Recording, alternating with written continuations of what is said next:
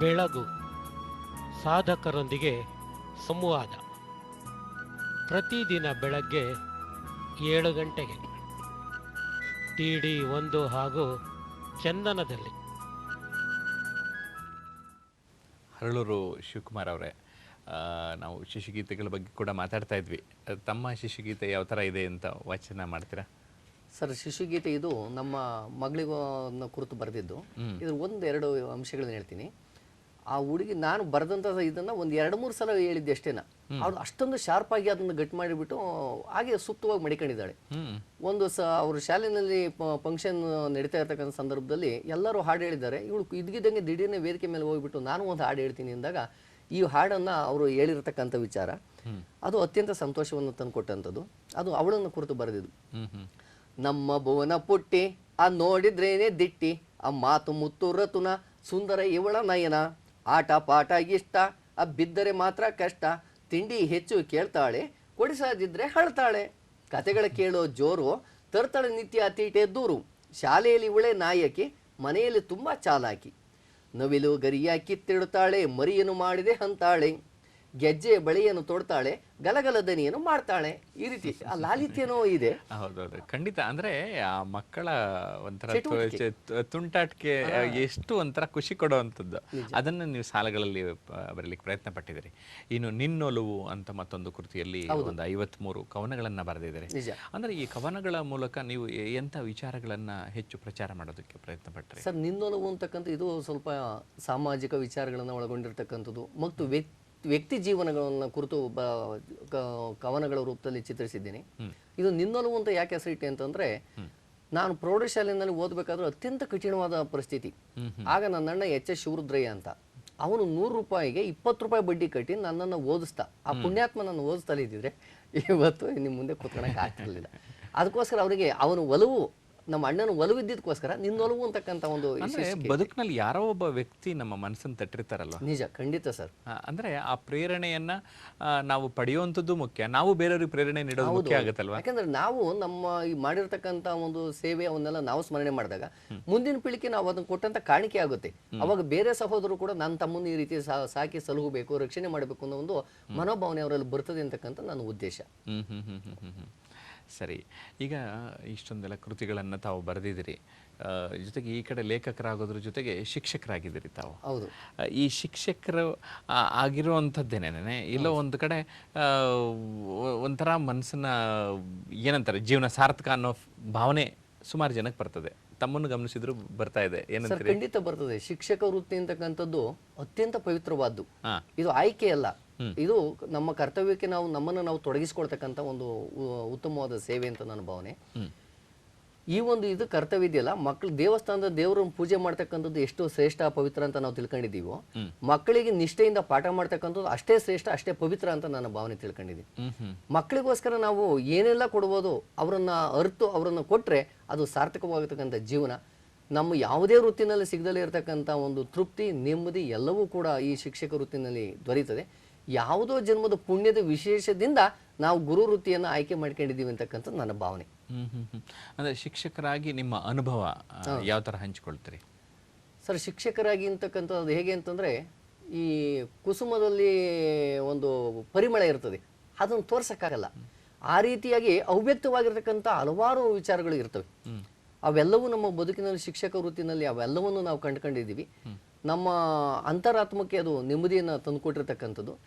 ಬಹಿರಂಗವಾಗಿ ನಾವು ಆರ್ಥಿಕವಾಗಿ ಸದೃಢರಾದ್ರೂ ಕೂಡ ಆ ಶಿಕ್ಷಕ ವೃತ್ತಿಯಿಂದ ಆತ್ಮಸಂತೋಷವನ್ನು ನಾವು ಕಂಡುಕೊಳ್ಳೋದಕ್ಕೆ ಸಾಧ್ಯ ಆಯಿತು ಅಂತ ನನ್ನ ಭಾವನೆ ಇದುವರೆಗೂ. ನೀವು ಆರಂಭದಿಂದ ಸಂಸ್ಕೃತ ಶಿಕ್ಷಕರಾಗಿದ್ರ? ಹೌದೌದು. ನಾನು ಮೊದಲು ಕನ್ನಡ ಶಿಕ್ಷಕನಾಗಿ ನಾನು ಸೇವೆ ಸಲ್ಲಿಸ್ತೇನೆ. ಆಮೇಲೆ ಕನ್ನಡದಿಂದ ಸಂಸ್ಕೃತದ ಕಡೆಗೆ ಹೇಗೆ ಒಲ್ಲದ್ರಿ? ಸಂಸ್ಕೃತದಲ್ಲಿ ವಿದ್ವತ್ತು, ಅಲಂಕಾರ ವಿದ್ವತ್ತು, ವೇದಾಂತ ವಿದ್ವತ್ತು ಇವೆಲ್ಲವನ್ನು ಮಾಡಿಕೊಂಡಿದ್ದೆ. ಆಮೇಲೆ ಪೂಜ್ಯಪಾದರು ನನಗೆ ಸಂಸ್ಕೃತ ಶಿಕ್ಷಕರಾಗುವುದಕ್ಕೆ ಒಂದು ಅವಕಾಶವನ್ನು ಕಲ್ಪಿಸಿಕೊಟ್ರು. ಅದಕ್ಕೋಸ್ಕರ ನಾನು ಸಂಸ್ಕೃತ ಶಿಕ್ಷಕನಾಗಿ ನಾನು ಸೇವೆ ಸಲ್ಲಿಸುವುದಕ್ಕೆ ನನಗೆ ಒಂದು ಅವಕಾಶ ಆಯಿತು ಅಂತ ನನ್ನ ಭಾವನೆ. ಸಂಸ್ಕೃತ ಭಾಷೆಯ ಶಿಕ್ಷಕರಾಗಿ ಸಂಸ್ಕೃತ ಅಂದ್ರೆ ಏನನ್ಸುತ್ತೆ? ಸಂಸ್ಕೃತ ಮತ್ತು ಸಂಸ್ಕೃತಿ ಇವೆರಡು ಒಂದೇ ಸಮಾನವಾಗಿರ್ತಕ್ಕಂಥದ್ದು.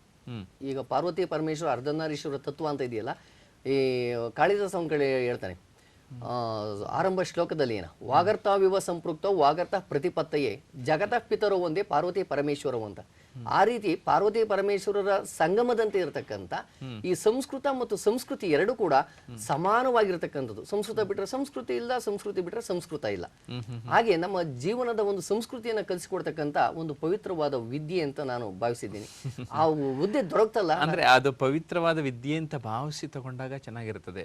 ಕೆಲವು ವಿದ್ಯಾರ್ಥಿಗಳನ್ನ ನಾವು ಗಮನಿಸ್ತೇವೆ, ಇದರಲ್ಲಿ ಮಾರ್ಕ್ಸ್ ಜಾಸ್ತಿ ಕೊಡ್ತಾರೆ, ಪರ್ಸೆಂಟೇಜ್ ಜಾಸ್ತಿ ಬರುತ್ತೆ ಅಂತ ಸಂಸ್ಕೃತಕ್ಕೆ ಬರುವಂತವರ ಸಂಖ್ಯೆನೂ ಇದೆ ಅಲ್ವಾ? ಅದು ನನ್ನ ಇದಕ್ಕೆ ಆ ರೀತಿ ಕಂಡಿಲ್ಲ ಸರ್, ಕಂಡಿಲ್ಲ. ಯಾಕೆಂತಂದ್ರೆ ಅದು ಬಹುಶಃ ಈ ನಗರ ಪ್ರದೇಶದಲ್ಲಿ ಆ ಒಂದು ಭಾವನೆ ಇದೆ ಅಂತ ನಾನು ತಿಳಿದು ಬರ್ತಿದೆ.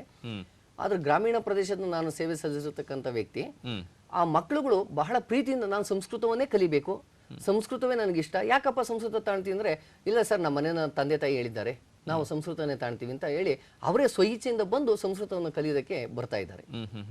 ಅಂದ್ರೆ ಆ ಸಂಸ್ಕೃತ ಶ್ಲೋಕಗಳ ಒಂದು ಪಠಣ ಆಗ್ಲಿ, ಅದನ್ನ ತಿಳ್ಕೊಳ್ಳೋದಾಗ್ಲಿ ತುಂಬಾ ನೀವು ಹೇಳಿದಾಗೆ ಸಂಸ್ಕಾರದ ಮೇಲೂ ಪ್ರಭಾವ ಬೀರುತ್ತೆ ಅಂತೀರಾ? 100ಕ್ಕೆ 100 ಸತ್ಯ ಸರ್. ಸಂಸ್ಕಾರ ಇಲ್ಲದ್ರೆ ಸಂಸ್ಕೃತಿ ಬರಕ್ ಸಾಧ್ಯತೆ ಇಲ್ಲ. ನೀವು ಹಲವಾರು ಶ್ಲೋಕಗಳನ್ನು ಹೇಳ್ತಾ ಇರ್ತೀರ, ಅದ್ರಲ್ಲಿ ಸಾಮಾನ್ಯ ಯಾವ ಶ್ಲೋಕನ ಹೆಚ್ಚು ನಿಮ್ಗೆ ಇಷ್ಟ ಆಗಿರುವಂತದ್ದು? ಸರ್, ಸಂಸ್ಕೃತದಲ್ಲಿ ಲಕ್ಷಕ್ಕಿಂತಲೂ ಹೆಚ್ಚು ಲಕ್ಷಾಧಿಕ ಶ್ಲೋಕಗಳಿದ್ದಾವೆ. ಎಲ್ಲವೂ ಕೂಡ ಗಣ್ಯವಾಗಿರ್ತಕ್ಕಂಥವೇನ. ಅಂತಹ ಇದರಲ್ಲಿ ಮನುಷ್ಯ ಹೇಗೆ ಬದುಕಬೇಕು, ಮನುಷ್ಯನ ಜೀವನದ ರೀತಿ ನೀತಿ ಮತ್ತು ಅವನ ಸಾಮಾಜಿಕ ಕಲ್ಪನೆಗಳು ಮತ್ತು ದುರುಳರು ಸಜ್ಜನರು ಇವರು ಎಲ್ಲರ ಒಂದು ವಿಚಾರವನ್ನು ಕೂಡ ಅದರಲ್ಲಿ ಬಿಂಬಿಸ್ತಾ ಇರತಕ್ಕಂಥದ್ದು. ಒಟ್ಟಿನಲ್ಲಿ ಮನುಷ್ಯನ ಪರಿಪೂರ್ಣ ಬದುಕಿನ ಸಾರ ಆ ಸಂಸ್ಕೃತದಲ್ಲಿದೆ. ಒಂದು ಶ್ಲೋಕ ಅಂದ್ರೆ ಈ ಸ್ಥಾನ ಮುತ್ಸೃಜ್ಯ ಗಚ್ಚಂತಿ ಸಿಂಹಾಹ ಸತ್ಪುರುಷ ಗಜಾಹ ತತ್ರೈವ ನಿಧನಂ ಯಾಂತಿ ಕಾಕಾಹ ಕಾಪುರುಷ ಮೃಗಾಹ ಅಂತ. ಇಲ್ಲಿ 2 ವರ್ಗದ ಒಂದು ಪಟ್ಟಿ ಮಾಡಿದ್ದಾನೆ ಸುಭಾಷಿತಕಾರ. ತಾನು ವ್ಯಕ್ತಿಗೆ ಅಭಿಮಾನಕ್ಕೆ ಧಕ್ಕೆ ಆದಂಥ ಸಂದರ್ಭದಲ್ಲಿ ಯಾರು ಕೂಡ ಅಲ್ಲಿ ಇರಬಾರ್ದು. ಕೆಲವರು ಇರ್ತಾರೆ, ಅಭಿಮಾನಕ್ಕೆ ಧಕ್ಕೆ ಆದ್ರೂ ಕೂಡ ಅಲ್ಲೇ ಅಲ್ಲೇ ಅಲ್ಲೇ ಮತ್ತೆ ಮತ್ತೆ ಮತ್ತೆ ಮತ್ತೆ ಅಲ್ಲೇ ಇದು ಮಾಡ್ತಿರ್ತಾರೆ. ಅದು ನಿಜವಾಗಿರ್ತಕ್ಕಂಥ ಸ್ವಾಭಿಮಾನಿ ವ್ಯಕ್ತಿ ಅಲ್ಲಿ ಇರಲ್ಲ. ಅದಕ್ಕೆ ಹೇಳ್ತಾರೆ ಸತ್ಪುರುಷರು ಮತ್ತು ಆನೆ, ಗಜ, ಸಿಂಹ, ಸತ್ಪುರುಷ, ಗಜ ಈ ಮೂವರು ಕೂಡ ಅಭಿಮಾನಕ್ಕೆ ಧಕ್ಕೆ ಆದ್ರೆ ಇರಲ್ಲ. ಆದ್ರೆ ಕಾಗೆ ಮತ್ತು ಹೇಡಿಯ ಮನುಷ್ಯ ಮತ್ತು ಶೃಗಾಲವೇ ಮೊದಲಾಗಿರ್ತಕ್ಕಂಥ ನರಿ ಅಂತ ಹೇಳ್ತಾರಲ್ಲ, ಇಂತಹ ಪ್ರಾಣಿಗಳು ನೀನು ಎಷ್ಟೇ ಅಭಿಮಾನಕ್ಕೆ ಧಕ್ಕೆ ಆದ್ರೂ ಕೂಡ ಅಲ್ಲೇ ಮತ್ತೆ ಮತ್ತೆ ಅಲ್ಲೇ ಬಂದು ವಾಸ ಮಾಡ್ತಿರ್ತವೆ. ಅದಕ್ಕೋಸ್ಕರವಾಗಿ ಈ ಅಭಿಮಾನ ಶೂನ್ಯರಿಗೆ ಇದು ಒಂದು ವಿಡಂಬನಾತ್ಮಕವಾಗಿರ್ತಕ್ಕಂಥ ಒಂದು ಶ್ಲೋಕ ಇದೆ. ಇಲ್ಲ, ಖಂಡಿತ. ಒಂದು ಶ್ಲೋಕದಲ್ಲಿ ಇಷ್ಟ ಅರ್ಥ ಇರಬೇಕಾದ್ರೆ ಬೇರೆ ಬೇರೆ ಶ್ಲೋಕಗಳನ್ನ ಗಮನಿಸ್ತಾ ಹೋದ್ರೆ ಎಷ್ಟು ಜ್ಞಾನ ವೃದ್ಧಿ ಆಗ್ಬೋದು ಅಂತ ಅನ್ಸುತ್ತೆ ಅಲ್ವಾ? ಇನ್ನು ನೀವು ಅನೇಕ ಕಲೆಗಳ ವಿಚಾರವಾಗಿ ಕೂಡ ಆಸಕ್ತಿ ತಳೆದು ನಂದಿ ಧ್ವಜ, ಕೋಲಾಟ, ಅಷ್ಟೇ ಯಾಕೆ ಅಭಿನಯ, ಇಲ್ಲೆಲ್ಲ ನೀವು ತೊಡಗಿಸ್ಕೊಂಡ್ರಲ್ಲ, ಎಲ್ಲ ಒಂದ್ ಕಡೆ ಈ ರೀತಿ ತೊಡಗಿಸ್ಕೊಳ್ಳೋದ್ರಿಂದ ಬದುಕಿನಲ್ಲಿ ಏನೋ ಒಂದು ರಂಜನೆ ಸಿಗುತ್ತಲ್ಲ, ಸತನ ಚೈತನ್ಯ. ಈ ರೀತಿ ಅವು ಕಲೆಯನ್ನು ನೋಡಿ ಸರ್, ಮನುಷ್ಯ ಒಂದು ಸುಭಾಷಿತಕಾರ ಹೇಳ್ತಾನೆ, ಸಾಹಿತ್ಯ ಸಂಗೀತ ಕಲಾವಿಹೀನ ಸಾಕ್ಷಾತ್ ಪಶು ಪುಚ್ಚ ವಿಷಾಣಹೀನ ಅಂತ. ಮನುಷ್ಯನಿಗೂ ಅವ್ರಿಗೆ ಏನಪ್ಪಾ ವ್ಯತ್ಯಾಸ, ಕಲೆ ಇಲ್ದಲ್ಲಿ ಇರ್ತಕ್ಕಂಥವನಿಗೆ ಅಂತಂದ್ರೆ ಒಂದು ಪಶು ಸಮಾನ. ಏನಪ್ಪಾ ಅಂತಂದ್ರೆ ಆ ಪಶುವಿಗೆ ಇವನಿಗೆ ಬಾಲ ಇಲ್ಲದಲ್ಲೇ ಇರ್ತಕ್ಕಂಥ ಪಶು ಅಷ್ಟೇನ. ಅಂದ್ರೆ ಯಾವ್ದಾದ್ರು ಒಂದು ಕಲೆಯನ್ನ ನಮ್ಮ ಜೀವನದಲ್ಲಿ ಅಳವಡಿಸ್ಕೋಬೇಕಲ್ವಾ? ಹೌದು, ಖಂಡಿತ. ಇವತ್ತು ಪಠ್ಯೇತರ ಚಟುವಟಿಕೆಗಳಲ್ಲಿ ಮಕ್ಕಳನ್ನ ತೊಡಗಿಸೋದಕ್ಕೇನೆ ಪೋಷಕರು ಹಿಂದೇಟಾಗ್ತಾರೆ. ಹೌದೌದು. ಅಂಥವ್ರಿಗೆ ಏನ್ ಹೇಳ್ತೀರಾ? ಸರ್, ಖಂಡಿತ ಪೋಷಕರು ಯಾವತ್ತೂ ಕೂಡ ಮಕ್ಕಳ ಒಂದು ಏಳಿಗೆಗೋಸ್ಕರ, ಮಕ್ಕಳ ಒಂದು ಶ್ರೇಯಸ್ಸಿಗೋಸ್ಕರ ತೊಡಗಿಸ್ಕೊಂಡ್ರೆ ಅವರನ್ನು ಅವ್ರು ತೊಡಗಿಸ್ಕೊಂಡಂಗೆ. ಮಕ್ಕಳು ಬೆಳೆದ್ರು ಅಂತ ಮಕ್ಕಳು ಬೆಳೆಯಲ್ಲ, ಖಂಡಿತವಾಗಿ ಪೋಷಕರು ಬೆಳೀತಾರೆ. ಈಗ ನಾವು ಬೆಳೆದು ಅಂತ ನಮ್ಮ ತಂದೆ ತಾಯಿ, ನನ್ನ ಸಹೋದರರು, ನಮ್ಮ ಬಂಧು ವರ್ಗ ಇವರೆಲ್ಲರೂ ಬೆಳೆದಂಗೆ ಒಬ್ಬ ಉತ್ತಮವಾದ ವ್ಯಕ್ತಿ ಇದ್ದಾನೆ ಅಂತಂದ್ರೆ ಎಲ್ಲರಿಗೂ ಒಂಥರ ಒಂದು ಹೇಳ್ಕೊಳಕ್ಕೆ ಆಗದಲ್ಲಿ ಇರತಕ್ಕಂಥ ಒಂದು ವಿಚಾರ ಅಂತ ನನ್ನ ಭಾವನೆ. ಸರಿಯಾಗಿ ಹೇಳಿದ್ರಿ. ಇನ್ನು ಅನೇಕ ಕಾರ್ಯಕ್ರಮಗಳಲ್ಲಿ ಭಾಗವಹಿಸುವಂಥದ್ದು, ಸಭೆ ಸಮಾರಂಭಗಳಲ್ಲಿ ತೊಡಗಿಸ್ಕೊಳ್ಳುವಂಥದ್ದು, ಉಪನ್ಯಾಸ ಮಾಡೋದು, ಇಂಥ ಸನ್ನಿವೇಶಗಳ ಅನುಭವ ಹೇಗಿದೆ ಸರ್? ಖಂಡಿತ ಒಂದು ಸಭೆ ಸಮಾರಂಭಕ್ಕೆ ಹೋದೋ ಅಂತಂದ್ರೆ ಅಲ್ಲಿ ನಮ್ಮದನ್ನ ನಾವು ಹೇಳ್ತೀವಿ ಅಂತಕ್ಕಂಥದ್ದಲ್ಲ, ಬೇರೆ ವಿಚಾರಗಳನ್ನ ನಾವು ತಿಳ್ಕೊಳ್ತೀವಿ ಅಂತಕ್ಕಂಥದ್ದು ನಮ್ಮ ಇನ್ನೂ ಹೆಚ್ಚಿನದಾಗಿರ್ತದೆ. ನಾವು ಏನು ಮಾಡ್ತೀವಿ, ನಾವು ಹೋಗಿ ಉಪನ್ಯಾಸ ಕೊಡ್ತೀವಿ. ಆದ್ರೆ ಉಪನ್ಯಾಸಕ್ಕೆ ನಮ್ದು ಅಷ್ಟೇ ಸೀಮಿತವಲ್ಲ, ಅಲ್ಲಿರ್ತಕ್ಕಂಥ ಎಲ್ಲ ಬದುಕಿನ ಜೀವನವನ್ನ ನಾವು ಅಳವಡಿಸ್ಕೊಂಡು ಅಂತಕ್ಕಂಥ ನಮ್ಮ ಭಾವನೆ ನಮ್ಮಲ್ಲಿ ಮೂಡ್ತದೆ. ಹಲವಾರು ಗಣ್ಯರೊಂದಿಗೆ ಭಾಗವಹಿಸುವಂತ ಒಂದು ಸಂದರ್ಭ ಬರ್ತದೆ. ಜೊತೆಗೆ ಈ ಶಂಭು ಪ್ರಕಾಶನ ಅಂತ ತಾವೇ ಪ್ರಕಾಶನ ಮಾಡಿಕೊಂಡು ಪುಸ್ತಕಗಳನ್ನ ಪ್ರಕಟ ಮಾಡೋದಿದೆಯಲ್ಲ, ಇದರ ಅನುಭವ ಹೇಗೆ ಸರ್? ಶಂಭು ಪ್ರಕಾಶನ ಅಂತ ಯಾಕೆ ಹೆಸರಿಟ್ಟೆ ಅಂತಂದ್ರೆ, ನನ್ನ ತಂದೆ ಶಂಭುಲಿಂಗಯ್ಯ ಅಂತ, ಅವರ ಒಂದು ನೆನಪು ಉಳಿಬೇಕು. ನಾವು ಪೂರ್ವಜರನ್ನು ನಾವು ಮರೆತರೆ ನಮ್ಗೆ ಅಸ್ತಿತ್ವ ಇರಲ್ಲ. ಅವರ ನೆನಪು ನಮ್ಮ ಮನಸ್ಸಿನಲ್ಲಿ ಸದಾ ಇದ್ರೆ ಅವರು ಯಾವಾಗಲೂ ನಮಗೆ ನಿಂತ್ಕೊಂಡು ಆಶೀರ್ವಾದ ಮಾಡ್ತಿರ್ತಾರೆ. ಆ ರೀತಿಯಾಗಿ ನನ್ನ ಕೃತಿಗಳು ಇಷ್ಟೊಂದು ಬರುವುದಕ್ಕೆ ನಮ್ಮ ತಂದೆಯ ಒಂದು ಕೃಪೆ, ಒಲುಮೆ, ಈ ಗುರುಗಳ ಇದೆಲ್ಲವೂ ಕೂಡ ಅದರಲ್ಲಿ ಅಡಕವಾಗಿದೆ.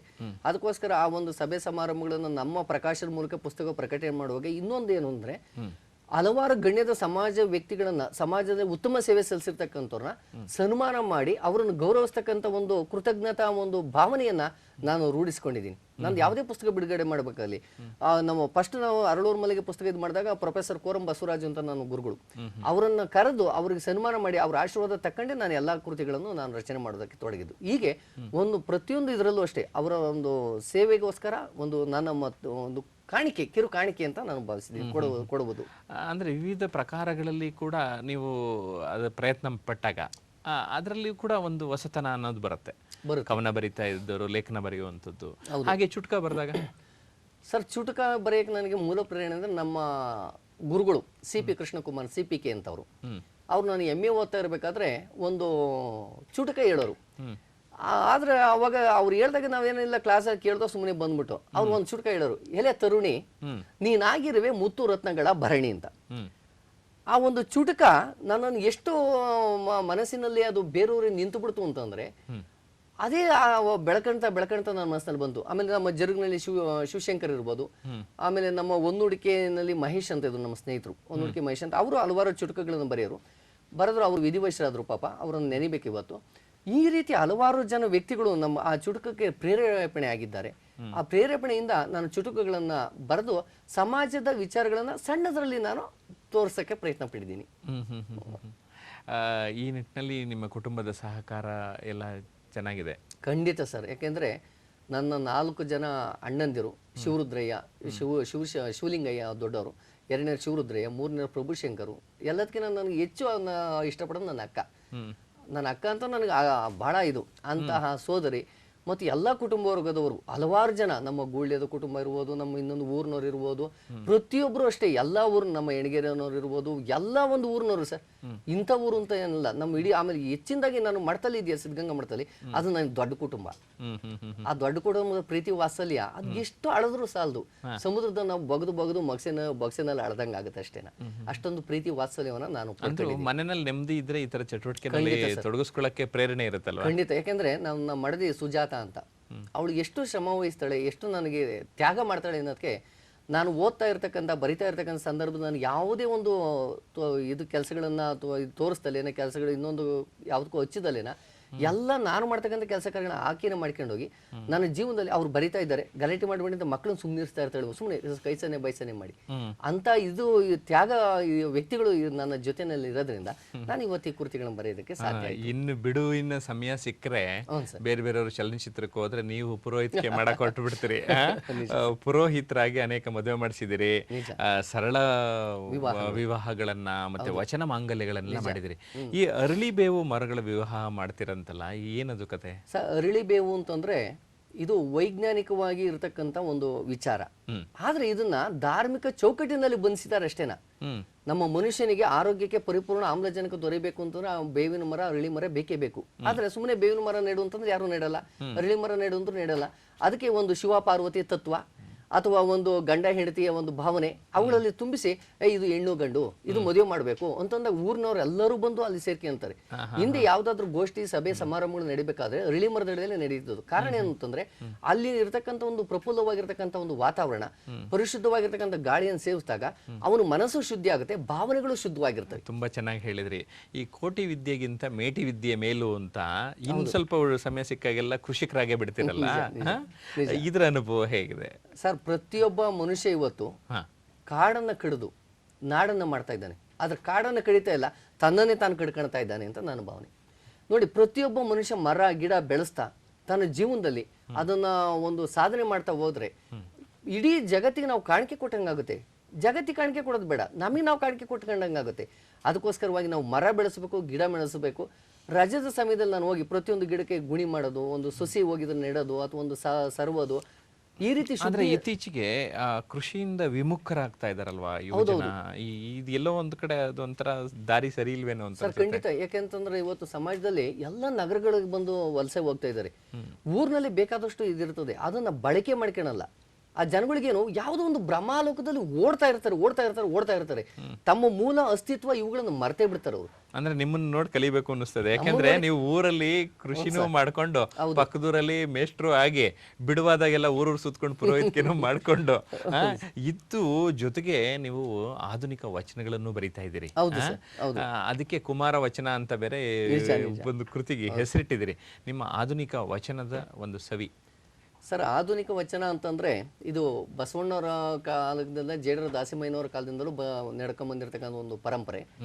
ಇದು ಸಮಾಜದ ಸರ್ವ ಸಮಾನರು ಒಂದು ಅಂತಕ್ಕಂಥ ಒಂದು ಭಾವನೆಗೋಸ್ಕರ ಇದು ವಚನ ಸಾಹಿತ್ಯ ಅಂತಕ್ಕಂಥ ಬೆಳೆದು ಬಂದಿದ್ದು. ಇದನ್ನ ಕುರಿತು ನಾನು ಆಧುನಿಕವಾಗಿ ನಾನು ವಚನಗಳನ್ನ ಬರೀಬೇಕು ಅಂತಕ್ಕಂಥ ಒಂದು ವಿಚಾರಕ್ಕೋಸ್ಕರವಾಗಿ ಇದನ್ನ ನಾನು ಬರೆದಿದ್ದೀನಿ. 100 ವಚನಗಳನ್ನು ಬರೆದಿದ್ದೀನಿ. ಅವು ಎಲ್ಲವೂ ಕೂಡ ಆ ಒಂದು ಶರಣರ ಒಂದು ಸಂಸ್ಕೃತಿ, ಶರಣರ ಒಂದು ನಡವಳಿಕೆ, ಆಚಾರ ವಿಚಾರವೆಲ್ಲವೂ ಅದರಲ್ಲಿ ಬಿಂಬಿತವಾಗಿದ್ದಾವೆ ಅಂತಕ್ಕಂಥದ್ದು ನನ್ನ ಭಾವ. ಒಂದು ವಚನ ವೀಕ್ಷಕರಿಗೆ ಕೇಳಿಸ್ಬಿಡೋಣ. ಖಂಡಿತ ಸರ್, ಖಂಡಿತ. ಒಂದು ವಚನ. ಸಿರಿಬೇಡ ಎನಗೆ ಬಡವನೇ ನಾನಾಗಿರುವೆ, ವಿದ್ಯೆ ಪದವಿ ಬೇಡ ಮುಗುದ ನಾನಾಗಿರುವೆ, ಹುದ್ದೆ ಗದ್ದುಗೆ ಬೇಡ ನೆಮ್ಮದಿ ಜಲ ಕುಡಿವೆ, ಸ್ನೇಹಲೇಪನ ಬೇಡ ಏಕಾಂತವಿರಲೇನುವೆ, ಕಲಿಯುಗದಲ್ಲಿ ನೀನೇನೂ ಕೊಡಬೇಡವೆನಗೆ, ಕಲಿಯುಗದಲ್ಲಿ ನೀನೇನು ಕೊಡಬೇಡವೆನಗೆ ಅರಳೂರಪ್ಪ, ದೂರ್ತರ ತೋರಿಸಬೇಡಯ್ಯ ಅಂತ. ದೂರ್ತರ ತೋರಿಸಬೇಡವೇ ಕರ ಮುಗಿವೆ ನಿಮ್ಮ ಆಣೆ. ದೂರ ಇಡಬೇಕು ಅವ್ರನ್ನ, ದೂರ ಇಡೋಣ, ದೂರ ಇಡಬೇಕು ಅಷ್ಟೇ. ಇನ್ನು ಕಲೆಯ ಕಣಜ ಅನ್ನುವಂತಹ ಕೃತಿ, ಏಕೆಂದ್ರೆ ನೀವು ಕಲೆಯಲ್ಲೂ ಕೂಡ ನೀವು ವೈಯಕ್ತಿಕವಾಗಿಯೂ ಕೂಡ ತೊಡಗಿಸ್ಕೊಂಡಿರುವಂಥದ್ದು, ಅದನ್ನ ಬರವಣಿಗೆನಲ್ಲೂ ಇಳಿಸಲಿಕ್ಕೆ ಪ್ರಯತ್ನ ಪಟ್ಟಿದ್ದೀರಿ. ಇಲ್ಲಿ ಏನು ಸಂವಹನ ಮಾಡಲಿಕ್ಕೆ ಪ್ರಯತ್ನ ಪಟ್ಟಿದ್ದೀರಿ ಈ ಕೃತಿಯ ಮೂಲಕ? ಸರ್ ನೋಡಿ, ನಾಡು ನುಡಿ ಮರೆತ್ರೆ, ತಾಯಿನಾಡನ್ನು ಮರೆತ್ರೆ ಮನುಷ್ಯನ ಯಾರಿಗೂ ಶ್ರೇಯಸ್ಸು ಏಳಿಗೆ ಅಂತಕ್ಕಂಥದ್ದು ಇರಲ್ಲ. ಇದು ನನ್ನ ನಾಡು ನುಡಿ ಇದನ್ನು ಕುರಿತಾಗಿರ್ತಕ್ಕಂಥ ಒಂದು ಪವಿತ್ರವಾದ ಒಂದು ಕೃತಿ ಅಂತ ನಾನು ತಿಳ್ಕೊಂಡಿದ್ದೀನಿ. ಇಂತಹ ಕಲೆ ಅಂತ ನಮ್ಮ ನಾಡು ಕಲೆಯ ಕಣಜದಲ್ಲಿ ಏನೆಲ್ಲ ತುಂಬಿರ್ತೀವಿ, ನಾವಿಲ್ಲಿ ಕಲೆಯನ್ನು ತುಂಬಿದೀವಿ. ಕಲೆಯನ್ನು ತುಂಬಿರ್ತಕ್ಕಂಥ ಒಂದು ಕಣಜದ ಒಂದು ಕೃತಿ ಇದು ನನ್ನ ಪುಸ್ತಕ. ಅದಕ್ಕೋಸ್ಕರವಾಗಿ ಇದಕ್ಕೆ ಕಲೆಯ ಕಣಜ ಅಂತ ಹೇಳಿ ಹೆಸರಿಟ್ಬಿಟ್ಟು ನನ್ನ ಸಹೋದರರಿಗೆ ಇದನ್ನು ಅರ್ಪಣೆ ಮಾಡಿ ಅವರ ಒಂದು ನೆನಪಿಗೋಸ್ಕರವಾಗಿ ಈ ಕೃತಿಯನ್ನು ನಾನು ಬರೆದಿದ್ದೀನಿ. ತುಂಬಾ ಸಂತೋಷ. ಅರಳೂರು ಶಿವಕುಮಾರ್ ಅವರೇ, ತಮ್ಮ ಕಲೆಯ ಕಣಜವನ್ನು ಕೂಡ ವೀಕ್ಷಕರಿಗೆ ನೀವು ಪರಿಚಯ ಮಾಡಿಕೊಟ್ಟಿದ್ದೀರಿ. ಅದಕ್ಕೋಸ್ಕರ ಚಂದನದ ಪರವಾಗಿ ಹಾಗೂ ವೀಕ್ಷಕರ ಪರವಾಗಿ ಧನ್ಯವಾದಗಳನ್ನು ಸಲ್ಲಿಸ್ತೇನೆ. ನಮಸ್ಕಾರ. ನಮಸ್ಕಾರ ವೀಕ್ಷಕರೇ, ಇಂದು ಬೆಳಿಗ್ಗೆ 8:30ಕ್ಕೆ ಹಲೋ ಗೆಳೆಯರೇ ಫೋನ್ ಇನ್ ನೇರ ಪ್ರಸಾರ ಕಾರ್ಯಕ್ರಮದಲ್ಲಿ ಮನೋಚಿಂತನ.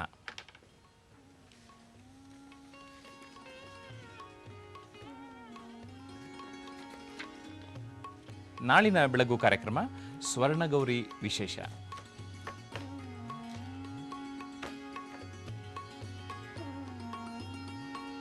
ಇಲ್ಲಿಗೆ ಇಂದಿನ ಬೆಳಗು ಕಾರ್ಯಕ್ರಮ ಮುಕ್ತಾಯ. ನಮಸ್ಕಾರ.